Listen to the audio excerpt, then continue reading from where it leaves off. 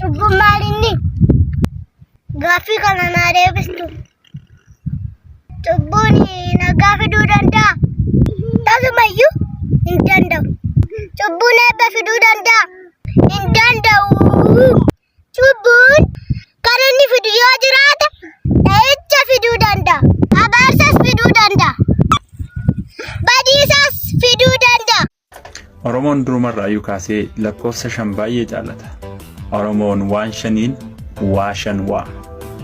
Eenyu faadha? Tokkoffaa